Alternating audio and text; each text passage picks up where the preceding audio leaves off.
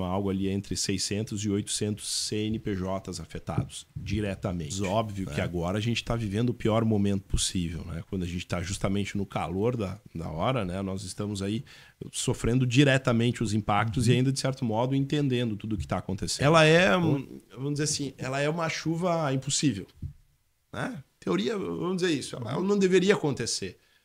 Na prática, ela aconteceu. E aconteceu mais de uma vez num período curto de tempo. E quando a gente olha para a feira, eu digo que a feira consegue criar uma certa atmosfera particular, quase que de um clima de otimismo, né? Estamos iniciando mais um Eu Podcast. O nosso entrevistado de hoje conhece muito a respeito do comércio, a respeito da indústria, aqui na cidade de Lajeado, uma cidade muito atingida pelas cheias. Eu falo cheias porque foram 9 cheias em um ano e foram 5 grandes em 9 meses. Então, a gente foi severamente atingido, não só de maneira residencial, mas as empresas também. E aí o Jones Zagonel vai falar conosco, ele que é presidente da Associação Comercial e Industrial de Lajeado, da ACIL. Tudo bem, Jones? Tudo bem, prazer estar falando contigo, João. O prazer é nosso. O nome já diz Eu Podcast, né?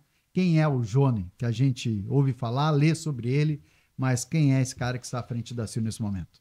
Bom, eu sou formado em engenharia civil, sou engenheiro civil, sou empresário, né? Sou pai de 2 filhos, do Júlio e do Joaquim, casado com a Joana já há muito tempo. E atuo na empresa que é familiar, né? Ela foi fundada, a construtora Zagonel foi fundada pelo meu pai há 47 anos atrás, né? E a gente atua então em conjunto. Eu sigo aí nessa atividade desde a adolescência, desde a transição de criança para adolescência, ali que eu comecei. Também sempre estive envolvido nas ações voluntárias, em clubes de serviço e mais recentemente na ACIL, né, onde me envolvia até então nas comissões de feiras, né, especialmente da Construmóvel. E aí mais recentemente então recebi o convite para assumir a presidência e junto com uma equipe fantástica aí que está comigo na diretoria e de toda a equipe de funcionários lá da CIL. Bom, o João é bem novo. Quantos anos tem? Eu tenho 39. 39. Obrigado pela gentileza. Nós dois somos jovens ainda. Mas para frente de uma instituição tão importante como é a CIL, olha, é bom ter um sangue novo, né? Um pensamento diferente também. Faz parte do crescimento. Eu acho que é uma oportunidade de crescimento, né? Uma oportunidade de conviver com muita gente experiente, né? E eu diria que mais do que ser bom, ser jovem, se é assim que pode ser considerado, né?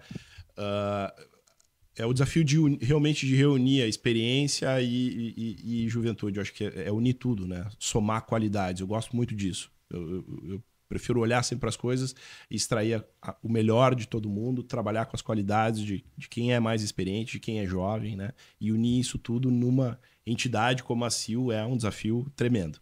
Bom, a CIL conta com quantos associados hoje? Hoje são mais de 400 associados, né? Veja, ela começou lá no início, ela era associação comercial e industrial, né? Hoje ela é muito mais ampla, né? Hoje o segmento de serviço é muito representativo dentro da entidade, né? O que não existia lá no passado, né? Então hoje escritórios de contabilidade, de projetos, né? De arquitetura, engenharia, de advocacia, todos eles estão dentro da ACIL. Então eu digo que a ACIL, muito mais do que comercial e industrial, ela é uma associação empresarial, né? Quem tem uma empresa, um escritório de advocacia, não deixa de ser um empreendimento, né? Então é para essas pessoas, é para essas organizações que a ACIL existe. Bom, e ela tem um trabalho importante porque o serviço tem crescido muito na nossa região, né? Ou seja, aquele que compra e revende. Esse é um serviço, porque não produz, né? Mas é importante para nós, né? Lajeado. A prestação de serviço, por exemplo, no escritório de contabilidade é muito relevante aqui no município e dentro do quadro de associados da CIL, escritórios de advocacia também, né? São prestadores de serviço, escritórios de projeto na área de engenharia e arquitetura, né? E sim, é o segmento que cresceu muito, né, nos últimos tempos. Se voltar lá para os mais de 100 anos da fundação da ACIL, né, isso mudou realmente essa forma do mercado, a forma das coisas acontecerem, né? Naquela época era muito mais relevante o comércio e a indústria dentro da instituição e respondiam por grande parte da economia da área urbana do município, né? Porque a área rural sempre foi muito relevante. Hoje Lajeado quase não tem área rural, né? Muito restrito, então... Eles falam em 1,5%, né? E economicamente, lógico que nós somos a gente vive da cadeia que é a sequência do agro, principalmente, né? Nos segmentos industriais aí que vem da proteína animal, que vem do processamento do agro, né? Então, a nossa base da economia vem dali, né? Mas não mais como a produção primária, e sim como a industrialização. Exemplo disso, a Minuano, BRF, né? Exatamente. E que ainda bem não foram severamente atingidos por essa cheia, né? Nessa última, felizmente, não, né? A gente teve alguns segmentos, algumas indústrias atingidas, né? Em termos de representatividade, as indústrias atingidas foram poucas dentro do município, porém a gravidade do impacto que elas sofreram foi realmente muito grande. Por que tu fala isso? Como assim? Vamos dizer assim, nós tivemos poucas indústrias, né? Que foram atingidas. Entre elas, Vinagre Prints. Prints, Vidraçaria Lajadense, por exemplo, né? Só que o dano foi muito grande, né? Então, vamos dizer assim, diferente do que outros segmentos que porventura tenham sido atingidos e o impacto é às vezes puramente numa sede, imobiliário, em algum estoque, as indústrias têm um impacto de toda a sua instalação, né? Prédios eventualmente destruídos, equipamentos principalmente, né? Artigos que demandam um investimento alto para serem recuperados e um tempo longo, né, para voltarem à operação. Bom, o Prints vai mudar de local, não tem mais como ficar no mesmo local que quem conhece Lajeado, né, na parte antiga, né, o centro antigo, histórico de Lajeado, e que não tem como permanecer ali, porque foram 5 cheias que atingiram eles. Se mudaram, não fecharam, mas se mudaram. Até não sei se não houve redução de funcionários, né? O Lajadense, tu citou também, né? Se mudou já porque não quer mais enfrentar enchente. As empresas estão buscando adaptação, e especialmente o segmento de indústria, ele é muito mais complexa a adaptação e a preparação para conviver com a cheia, né? Dependendo do segmento, dependendo da atividade, é possível fazer isso, é possível ter algum nível de adaptação e conviver com isso até certo ponto, né? Se criar planos e conviver, nem todos. Explica, talvez aquele que está nos acompanhando, né, está nos assistindo, está ouvindo, não sabe por que para a indústria é pior do que talvez o comércio ou prestação de serviço. Basicamente, se a gente pensar, né, o que é uma indústria, a gente pensar numa área, né, onde tem ali todos os equipamentos voltados para o processamento, né, para produzir realmente o seu artigo, né? Em geral, linhas de produção, instalações complexas, né? Não é simplesmente carregar, encostar um caminhão, carregar as coisas em poucas horas, não. Em geral, uma eventual mudança, ela exige uma atividade enorme, né? Equipamentos extremamente pesados, movimentação complexa, instalação complexa, né? Que exige muitas horas de atividade e na prática são impossíveis de fazer com o tempo que se tem para agir para uma cheia, por exemplo. Né? É verdade, equipamentos caros, né? Muito caros. O exemplo disso foi o hospital, que estava muito preocupado, equipamento dentro do hospital de mais de 3 milhões, e se molhasse não teria como salvar. Então é preocupante isso também, né? Equipamentos pesados que foram colocados com um guincho, e aí vem água, não tem tempo para retirar esse material, e isso também acontece com a indústria. Né? E se a gente pensar, tem 2 fatores, né? Tem o tempo, que é muito relevante, né? A gente fala do custo, ok? O custo, mas o custo, dependendo, o dinheiro pode ser rápido, se tiver disponível, perfeito. Né? Agora o tempo, né? Então tem muito equipamento que é importado, é alguma linha produzida específica, não é algo que tu chega na loja e está disponível na estante para retirar, né? Então, em geral, no segmento industrial, a gente fala de projetos de implantação de indústrias que são hoje de médio e longo prazo, né? Dificilmente vai se ver uma aplicação numa indústria de uma linha nova num prazo inferior a 12 meses, né? Em geral, isso envolve mais de um ano de preparo, de planejamento de preparo, se não muito além disso, né? Porque dependendo do segmento, um equipamento precisa até uma edificação apropriada para recebê-lo. Né? É verdade, até porque a linha de produção, né, dependendo da indústria, é feita sob medida, né? O exemplo, agora tu falava, eu lembrei do Salgado Filho, o aeroporto. Troca as lâmpadas. Não, mas o que está embaixo da pista é feito exclusivo e só uma empresa faz no mundo. Então não é só trocar. Né? Tu precisa encomendar, entra uma fila de espera e depois tu recebe o material, precisa colocar, não pode pegar água, né? E se a gente pega em indústrias com maior tecnologia, exemplo aqui da vidraçaria, por exemplo, eu digo, os equipamentos na maioria falam alemão ou italiano, né? Então dificilmente tu tu consegue isso de pronto, né? Certo. Às vezes, para trocar uma peça, tu depende de um tempo ainda, né? Então, ainda mais para adquirir um novo. Em geral, processo de importação, processo de produção, importação, né? Então, é uma adaptação longa. Jonas, vocês chegaram a fazer alguma pesquisa ou tem os números de quantas empresas foram atingidas em Lajeado ou percentual desse número, não? Os dados eles não são totalmente precisos, né? Na pesquisa que foi feita em parceria com o Sebrae e com o governo do estado, a gente atingiu em torno de 330 respostas, né? 330 empresas diretamente impactadas, né? Mas pelo mapeamento do município, se estima que esse número ultrapasse os 600, né? Se estima algo ali entre 600 e 800 CNPJs afetados diretamente, né?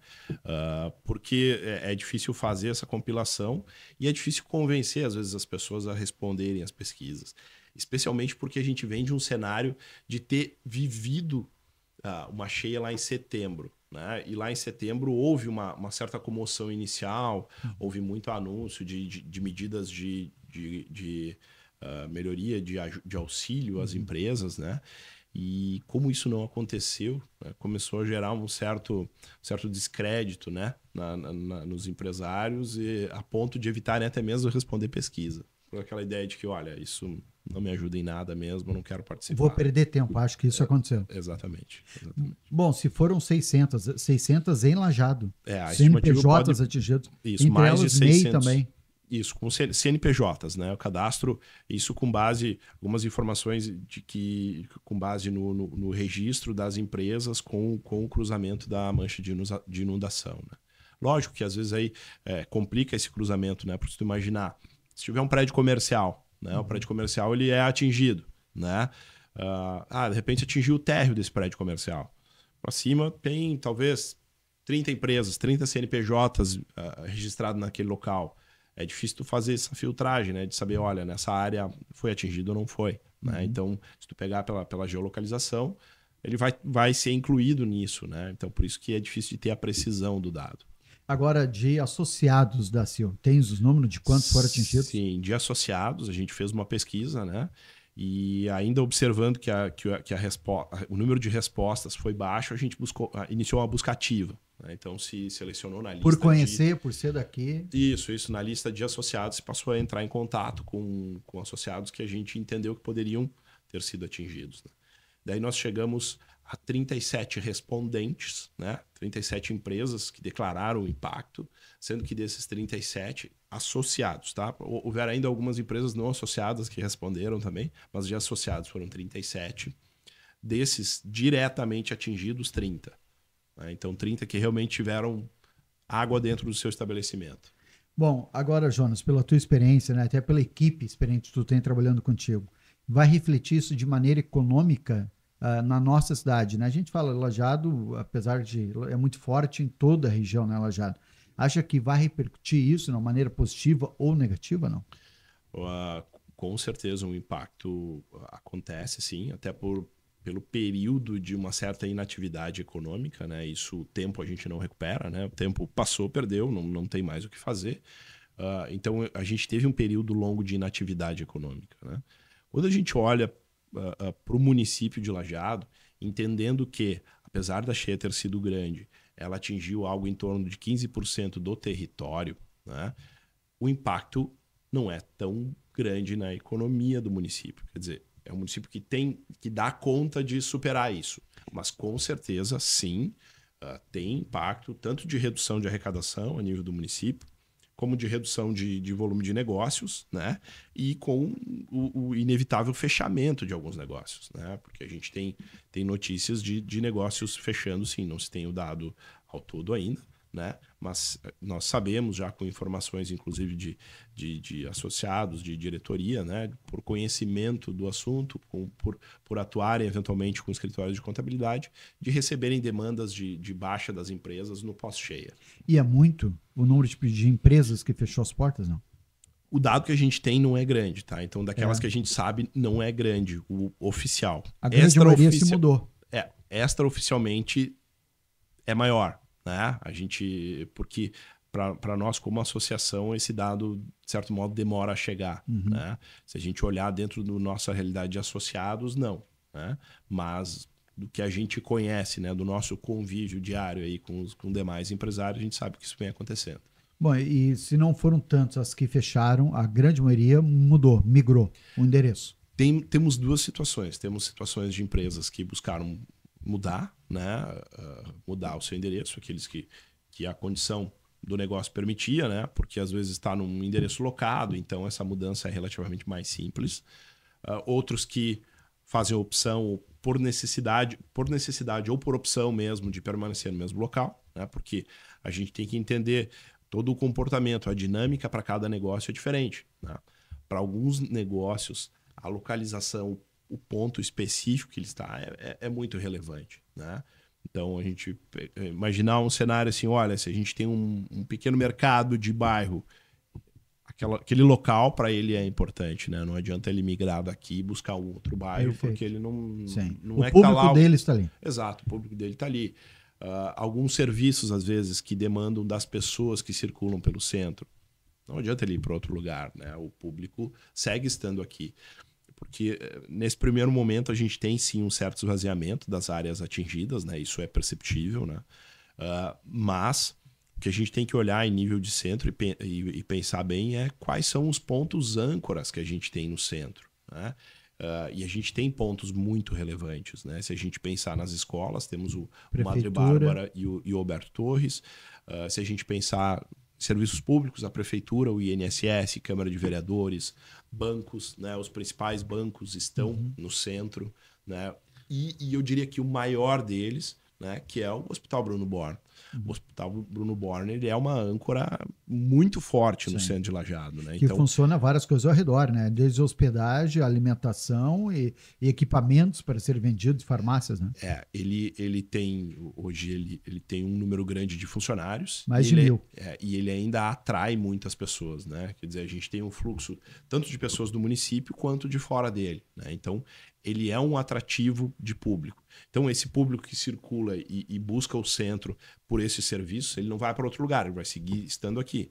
Então, junto com ele, vem todas as outras demandas de alimentação, né, da opção para o comércio, porque o público está na calçada, né? Então, essa é uma característica que tem aqui no centro, que isso dificilmente vai mudar, né? A menos que comece a perder essas âncoras, né? Porque se a gente olhar a dinâmica de um shopping, ela é assim também, né? Os shopping centers, eles são projetados e operam sempre pensando em lojas âncora, né? Quer dizer, quais são os pontos de atrativo? Olha, eu trago uma loja de referência, né? Por muitas vezes as lojas de referência num shopping elas não pagam nem aluguel. Né? Sim. É só para atrair. Elas estão ali justamente porque elas têm essa capacidade de atrair gente, né? E aí o restante se desenvolve ao longo disso. Quer dizer, tu bota a loja âncora num ponto estratégico, que tu estimula a circulação por dentro do shopping, que tu estimula a circulação até a área de alimentação, que também que no passado era apenas serviço, hoje é um ponto, é âncora também dentro dos shoppings. Então aqui é a mesma coisa. Se a gente olhar o cenário da cidade e identificar os pontos que são esses de grande atrativo para as pessoas, né? E a gente olhar para o centro, as principais âncoras seguem aqui, né?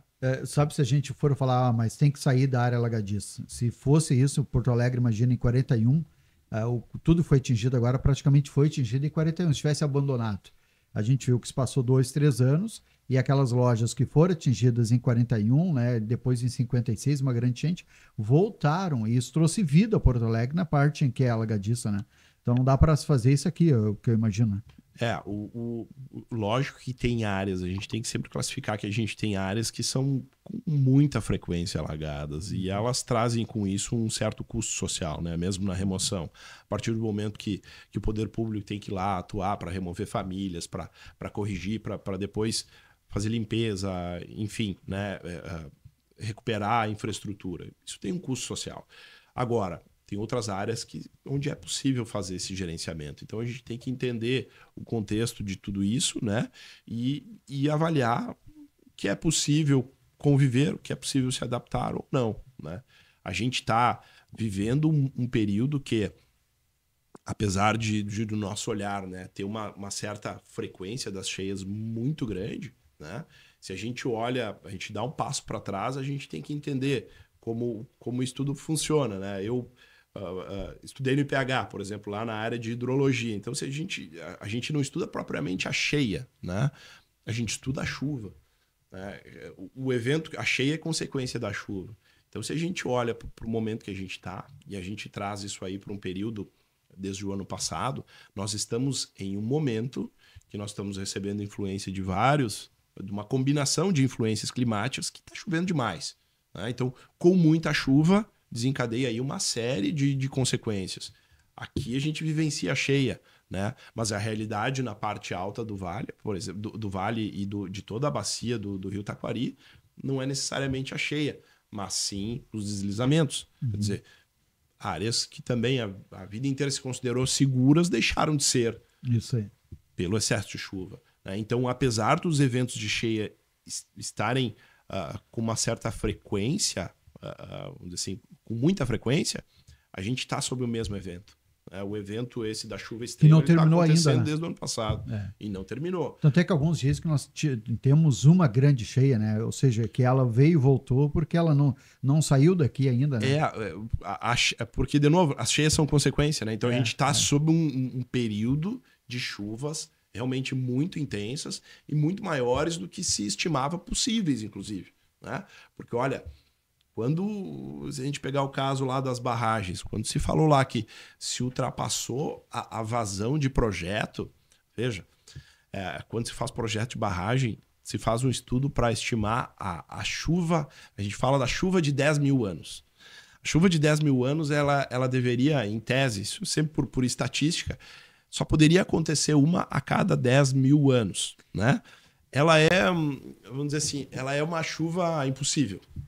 Né? Teoria, vamos dizer isso, ela não deveria acontecer. Na prática, ela aconteceu e aconteceu mais de uma vez num período curto de tempo.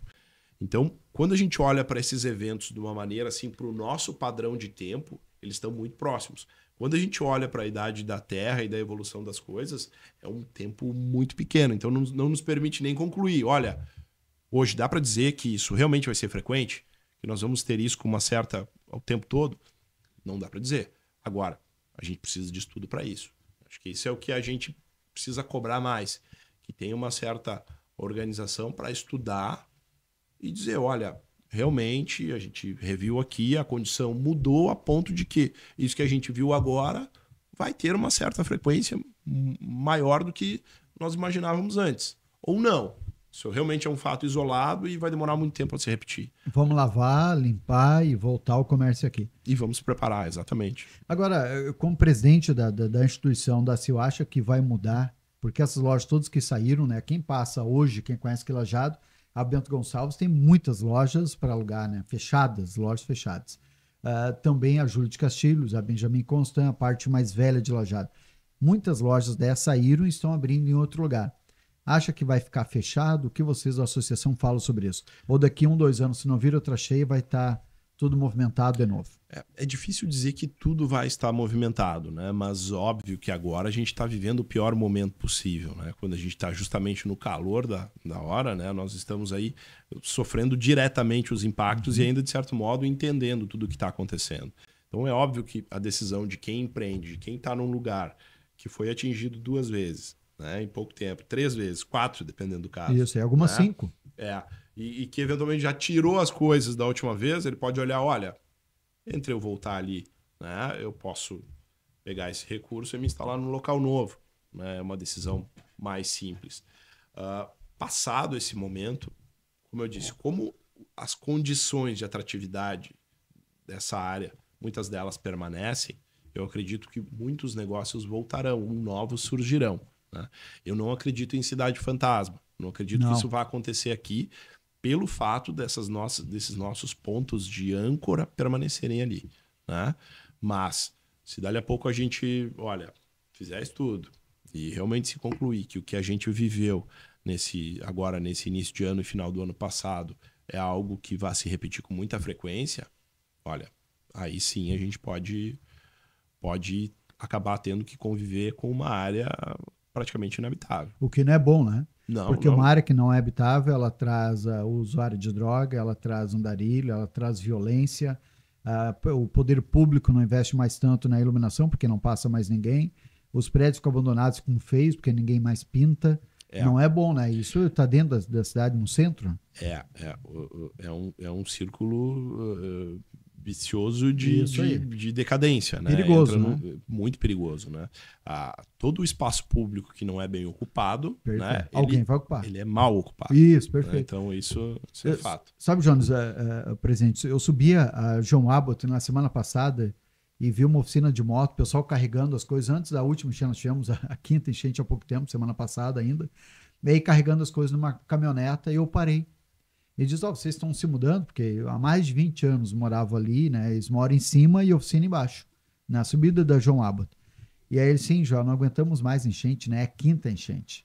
Então, o que nós vamos fazer? Vamos continuar morando em cima, que é mais difícil pegar, apesar de entrar 2 vezes, né? Setembro e agora em maio. Mas aqui embaixo, a oficina, 5 vezes fazer mudança, tirar todas as motos, todas as peças, lavar tudo, né? Pintar, não tem condições. Então é o que falou, não é mais só o valor, é o trabalho, o tempo perdido para a tua empresa continuar viva, né? É o desgaste, né? O desgaste. Qualquer operação dessa é muito desgastante, né? Então, não, e tu não sai, né? Tu limpa hoje, aí tu pintou, tu espera secar, aí vem uma outra enchente, tá muito desgastante. Agora, Jonas, da área comercial, como tu vê de que o que representa, na verdade, o comércio, a indústria e o serviço para Lajeado? Antes era forte a agricultura, né? Muito forte. Depois foi se perdendo para ser. Hoje, percentual nós temos, não? Quanto que a indústria, por exemplo, representa de PIB para Lajeado? Eu não tenho dado do segmento, mas sim, é ainda muito relevante, né? Especialmente a indústria no segmento da cadeia de alimentos, né? E tudo que vem atrás, né? Por isso eu comentava antes, se no passado a atividade primária era muito importante, né? Com as emancipações que acabaram acontecendo ao longo do município, né? O Lajeado virou um município praticamente urbano, né? Hoje com poucas Santa áreas. Clara, Boqueirão do Leão pertencia a nós, Marcos né? de Souza, né? Forquetinha, Sério, imagina. Canudos, Sério, né? Então o município era grande, era muito extenso, né? E isso mudou, mas a indústria ela segue tendo muita referência nisso, né? Inicialmente no segmento da proteína animal, né? Os frigoríficos que a gente tem aqui no município, que são muito relevantes em termos de arrecadação. Depois as outras linhas, né, no segmento de doces, que temos empresas aqui de referência a nível nacional, de bebidas. Então, o segmento de alimentação ele é sim uma grande referência, né, e ele traz junto uma série de outras empresas, né? Se a gente olhar para a quantidade de empresas que a gente tem aqui que atuam no ramo de manutenção industrial, de produção de máquinas, de automação e controle voltados para a indústria, né? São diversas empresas e é um mercado que movimenta muito, né? Agora, a gente precisa saber na hora da venda. E a gente sabe se o mercado está aquecido ou não está.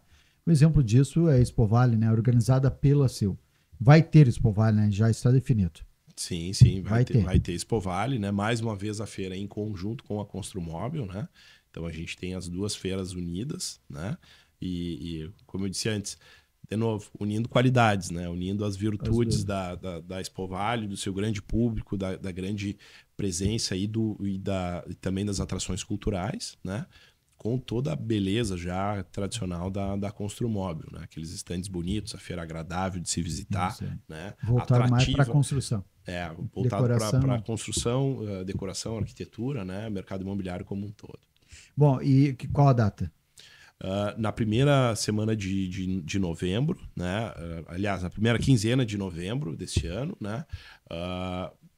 Já com muitos espaços comercializados, né? Com a programação ainda montando. Logo mais a gente vai começar a divulgar também a agenda cultural que vem junto da Expo Vale, né? E na expectativa também de obras que vão acontecer no parque, né? Porque a gente tem uma demanda ali por uma necessidade de unificação dos nossos antigos pavilhões 2 e 3, né? Que vão se tornar um grande salão de eventos.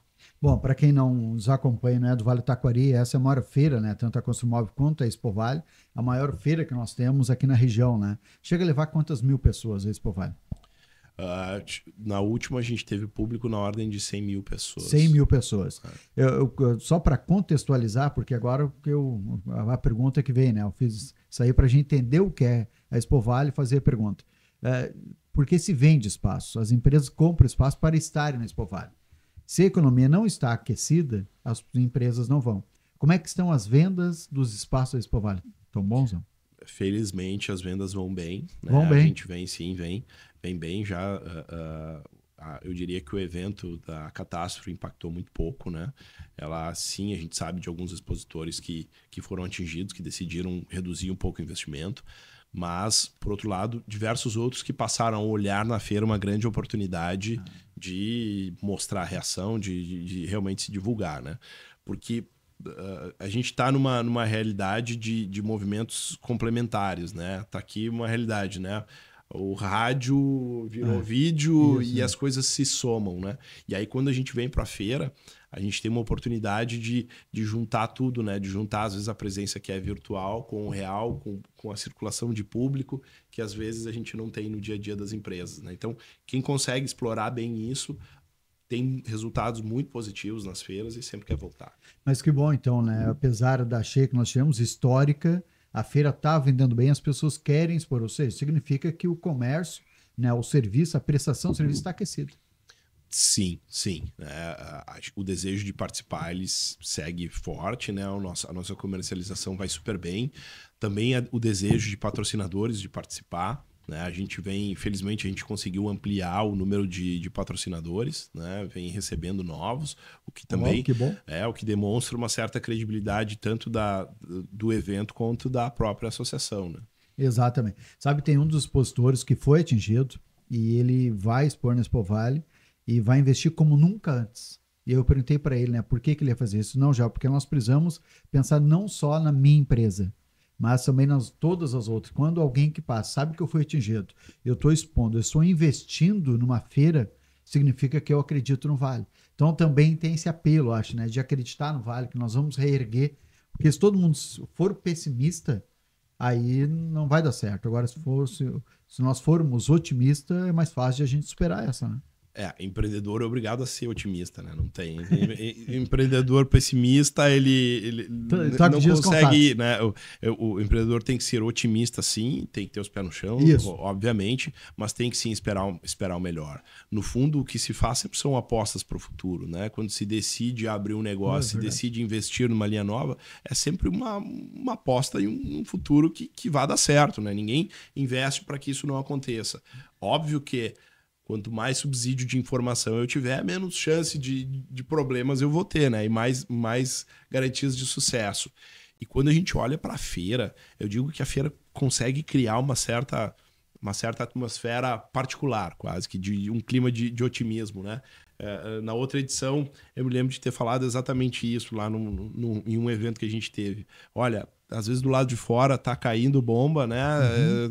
Tá um horror acontecendo, mas no evento, a gente consegue criar um clima de otimismo e um clima pró-negócios realmente fantástico, né? E os números que a gente tem pós-fechamento de edição indicam isso, né? A gente tem realmente volumes muito expressivos em negociação, né? Tanto efetivados ali quanto prospecções futuras. E eu entendo que é isso que o expositor busca, né? Ele quer estar lá, quer estar presente, quer divulgar sua marca, mas quer também converter em negócio, né? Quer que isso seja efetivo. Porque não vai investir sem ter o retorno, né? Ninguém faz isso, né? Tu só investe quando tu tem garantido o retorno, pelo menos a esperança, né? A expectativa do retorno, né? Tu investe buscando nisso, com certeza. Bom, a feira tá bem. Agora, como engenheiro civil, né? Que conhece muito bem, a vida toda trabalhando com projetos. E essas casas, o comércio atingido por água, a gente ouve muito isso no rádio. Agora não dá mais para construir, não dá para reformar. A princípio, tá tudo certo, né? Até porque foi bem planejado, a não sei que é um prédio muito antigo, né? Mas se não... Não, o impacto de águas, ele é muito... Não quer nem dizer por tempo da construção. É muito mais da condição da forma que foi construído e propriamente do local, né? Se a gente olhar aqui para a realidade da nossa região, os locais com comprometimento foram aqueles principalmente onde o rio atingiu com muita correnteza, né? E aí a gente teve aquela tragédia, a gente teve morte, a gente teve destruição. esses não tem muito o que fazer, né? Nenhuma edificação é projetada para resistir a isso. Depois tivemos ainda a realidade de algumas áreas com deslizamentos, né? Que também provocou mortes aqui na região, né? Por quedas de barreira ou propriamente por deslocamento de massa, como a gente tem alguns pontos aqui. Então, esses, assim, a água é a destruição, né? Em geral, a nossa região, as condições de solo são favoráveis, né? Então, a água não interfere tanto na fundação das edificações. Se a gente olhar para a região metropolitana, por exemplo, a gente já tem regiões onde a condição já não é tão boa, tão tranquila quanto a gente tem aqui, né? Por isso que se ouve muito ali de algumas regiões, por exemplo, de Canoas, ali, que onde o efeito, sim, da água, principalmente porque já é uma região de solo mais prejudicado, né? Então a inundação acaba afetando muito mais a estrutura, né? E especialmente pelo tempo também que ficaram atingidas, né? Então são situações diferentes. Aqui, em geral, assim, para ocupação de um imóvel, o que uma grande dificuldade é sim se livrar da umidade, né? Porque a partir do momento que uma edificação em alvenaria, por exemplo, foi atingido pela água, ela acaba absorvendo muita umidade, né? E demora muito tempo para secar, né? Então, às vezes, as atividades de lá, ela não consegue fazer uma pintura, né? Não consegue fazer um reparo porque a umidade não permite isso. Isso, e leva muito tempo, né? Leva tempo. Eu estive na região metropolitana e nós aqui, quando vem a cheia, depois quando ela está baixando, baixa 20, 30 centímetros por hora. E na região metropolitana chegou a baixar 14 centímetros em 24 horas. Teve casos que a gente foi conhecer lá, ficaram 28 dias submersos. Imagina uma casa ficar 28 dias dentro da água, né? Então é extremamente ruim, né? Eu conheço relatos lá tenho relatos de conhecidos lá de que imóveis que foram atingidos com uma altura baixa de água, às vezes no primeiro pavimento, foram totalmente comprometidos no que tinha dentro, porque pela presença de umidade por muito tempo, né? Então imagina mais de 20 dias com umidade dentro do imóvel, numa realidade de mofo, mesmo dos materiais, do mobiliário que estava lá e foi levado para o segundo andar e foi perdido pela umidade, né? Então é distinto o comportamento. É verdade. Bom, o podcast está sempre à disposição, Johnny, né? Apesar da rádio também, mas sempre que tiver alguma novidade, quiser passar por aqui, se sinta em casa. Se tiver alguma informação, pode nos passar que a gente faz questão de divulgar o trabalho de vocês. Hein? Obrigado, João. Obrigado pelo espaço. Um prazer ter falado contigo aí. Tudo de bom. Bom, hoje nosso entrevistado, Johnny Zagonel, presidente da CIL, esse jovem, está à frente de grandes projetos, entre eles a própria feira, né? Expo Vale, que vai acontecer, Expo Vale Construmóvel, aqui na primeira quinzena de novembro. Bom, dê o seu like, compartilhe, né, esta informação, que nós estamos bem no Vale Taquari, vamos reerguer, nós falamos sobre a indústria, sobre o comércio, sobre o serviço, e vamos esperar essa, né, João? Com certeza. Vamos passar por essa, então. Um abraço a todos.